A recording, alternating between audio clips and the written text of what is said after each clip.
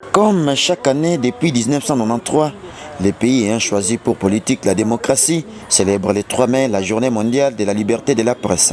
À cet effet, les chevaliers de la plume de la ville de Calémie ont été dans une séance de réflexion sur la dite journée et à cette occasion, la corporation de l'INPC Tanganyika a fait appel à la journaliste et correspondante de la radio France Internationale RFI dans l'espace Grand Katanga et ancienne de la radio Okapi Denise Maïou de passage à Calémie pour échanger avec les journalistes sur les thèmes nationaux, journalisme face à l'intelligence artificielle. Autour de cette thématique, la facilitatrice a entretenu les journalistes sur certaines réalités qui cadrent avec les thèmes nationaux. Au thème de cet échange, la facilitatrice a rappelé au personnel des médias les obligations, devoirs et défis auxquels ils font face vu l'aspect sécuritaire du pays. Alors les risques ne sont pas particuliers à la RDC, mais peut-être le contexte fait que on soit peut-être plus exposé qu'ailleurs. Mais les risques, c'est de manière générale, on subit des intimidations, on subit de l'agression. Il y a des gens il y a des collègues journalistes qui sont parfois arrêtés. Il y en a même au courant de l'année passée qui ont perdu leur vie dans l'exercice de ce métier. Et ça, c'est général. Mais on est dans un contexte politique dans notre pays qui nous exige d'être encore plus professionnels parce que le contexte fait que les risques deviennent grands.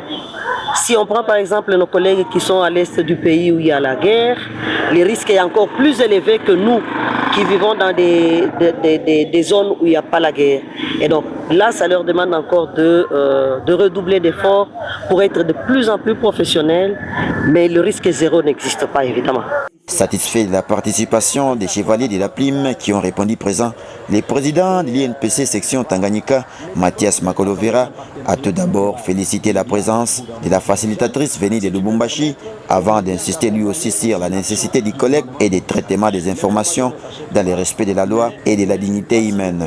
Une occasion de faire appel à Madame Denise Maïou, que je félicite d'ailleurs et je remercie pour sa disponibilité, et nous a entretenu sur certaines réalités qui cadrent avec l'intelligence artificielle, mais également il était une occasion pour tous les journalistes présents dans la salle de discuter autour des valeurs, mais aussi des principes qu'il faut respecter pour vivre et jouir de la liberté de presse.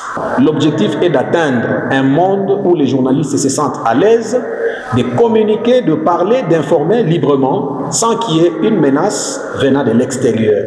Et cela ne peut être possible que lorsque la conscience de chaque journaliste va l'interpeller au respect de son métier.